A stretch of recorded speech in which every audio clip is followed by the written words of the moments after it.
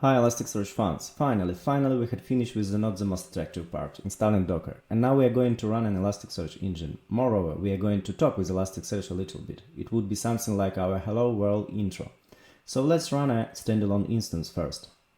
Go to the next website, Docker Elastic Co, and find Elasticsearch section. Click here, and as you see, we have here a lot of different Docker images with different Elasticsearch versions. Let's take the last one and copy a coding command to your clipboard. Open terminal, paste it, and press enter. It will take some time to download it. In my case, I already done it, so I have it at my laptop, but you have to wait a little bit. So after it would be downloaded, let's run next command. Docker run D that will run container in detached mode. I will show what does it mean a little bit later. Port means that we are going to open some port, in that case 92000, outside of Docker Composer. We are exposing it in order we could speak with Docker container, which is isolated layer.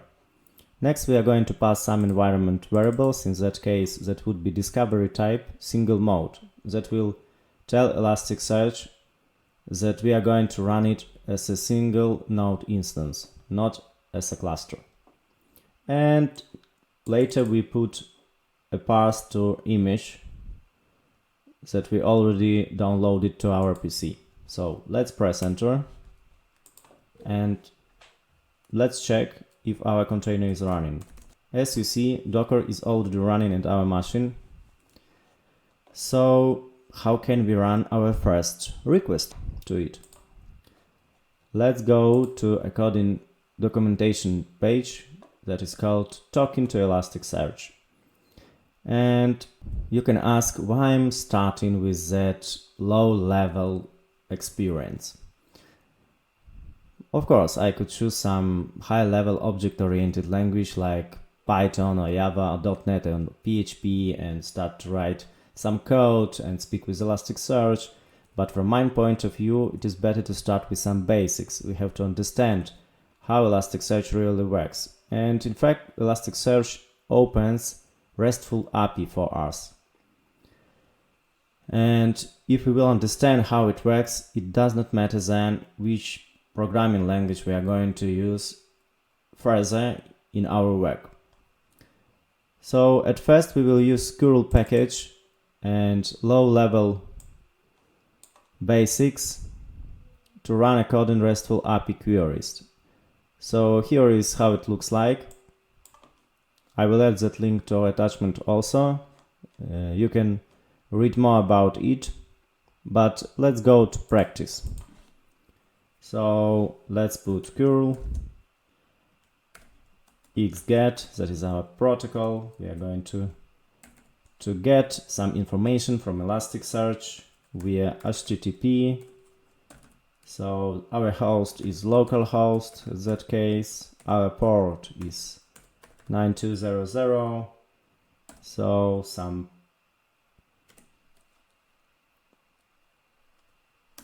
and click enter. And yes, as you can see, Elasticsearch responds us. He is saying that current version is 7.13. There are some other information. So here we run our first request to Elasticsearch engine. But as you see, running containers in such a way is not rather suitable. Let's do it in more convenient way using Docker Compose. I will show you how to do it now. So create some directory. In that case, I created a standalone directory and add a coding file that will be named as Docker Compose YAML. Open that file with your favorite editor. In that case, I will use Nano. And add a coding text.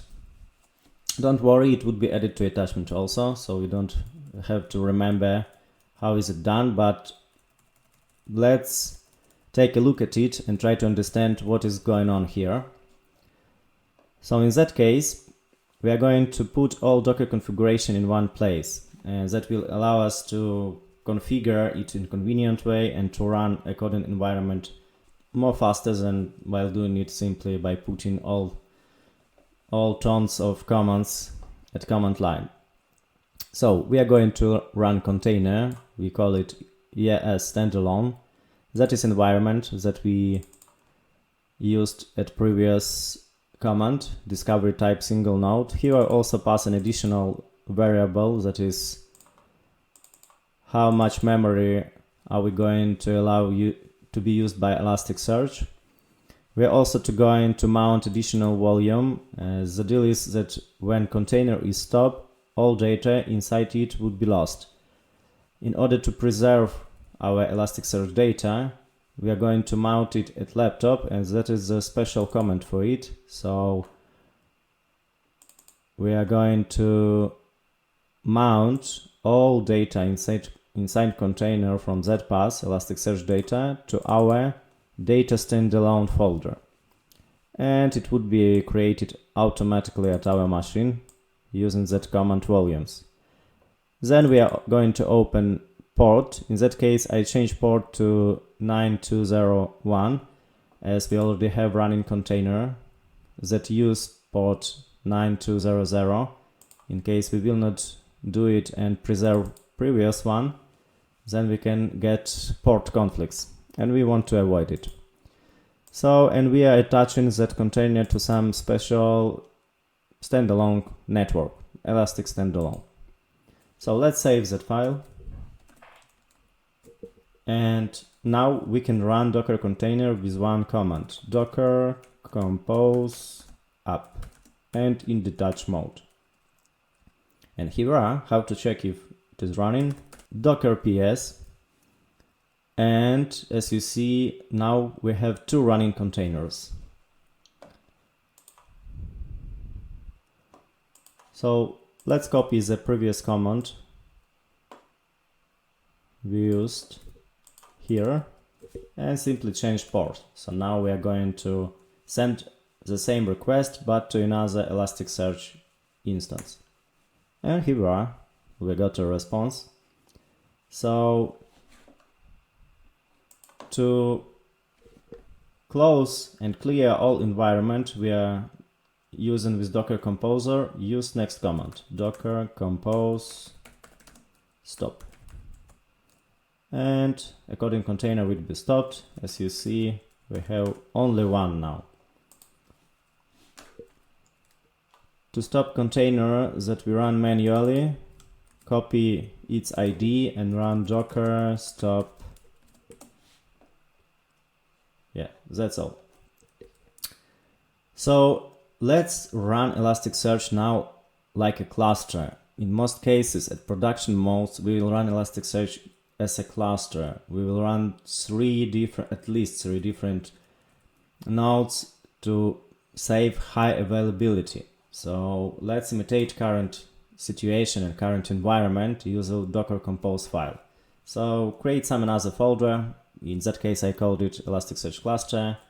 Create the same file that we'll call docker compose YAML. Let's open it with your favorite editor. I'm using Nano here. Docker compose YAML, and there are a lot of text here. I will try explain shortly what does it mean. You would be able to copy the text from attachment at current lecture. So at that case we have in three different containers. Every container has its own name. In that case you see Elasticsearch 01, 02 and 03. So we are passing a coding environment variables, and in case of using cluster that variables would be different than in case we were building single standalone node. Yes, so here we creating node name, cluster name, it should be the same for all instances, and discovery seed host, it means that current Elasticsearch instance will try to find other instances with such names and to connect with them in one cluster. And mostly we have the same parameters to all other 3 nodes, and according volumes to preserve data after restarting our environment or after recreating it. Here how it looks like. So you can copy a coding text, a coding configuration to your Docker Compose YAM file, save it, and let's run it. Docker Compose app in detach mode, yes. Starting. Okay, let's check if we have it's running. Docker PS.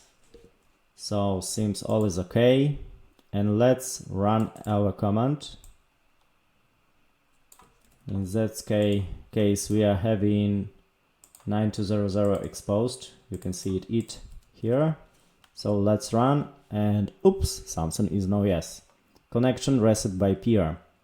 And that is rather common situation when you are building cluster or you are running Elasticsearch, and I try to imitate special for you, as from one side, as you see, Docker containers are running and seems that all is good, but in fact it is not.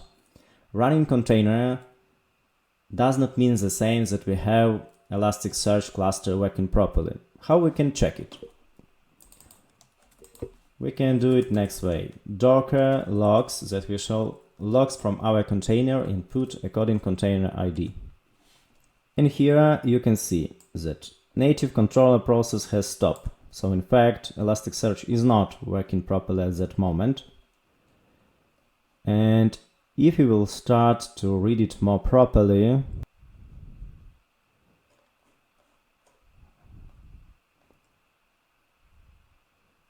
oh, here we are. That is the main reason of most problems.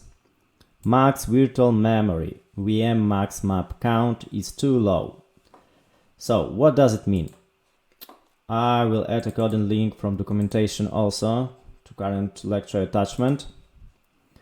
Here is virtual memory. Here we can read what does it mean. Elasticsearch uses nmap, a fast directory by default to store indices. The default operation system limits on nmap counts is likely to be too low, which may result in out of memory exception, as we got it. So how to change it? At Linux system we can simply run, but at first let's stop our containers. Docker compose stop. Now let's run VM max count. Let's increase it. Okay, we have to do it with root privileges. Great, we have it. So now let's up our environment again. So Docker PS, containers are running. Let's check our logs now. Docker logs. And here we are. As you see, something is going on here. Some cluster connection, and now it should be okay. Let's check it. Let's put our command, and as you see, Docker response is the next one. So good. So at current lecture we could run Docker as a standalone instance and as a cluster using Docker Compose files and using simply command line option. We also were able to run our first request to Elasticsearch engine and got a coding response from it. And next lecture we are going to run more advanced queries, more advanced requests to Elasticsearch engines. So see you later.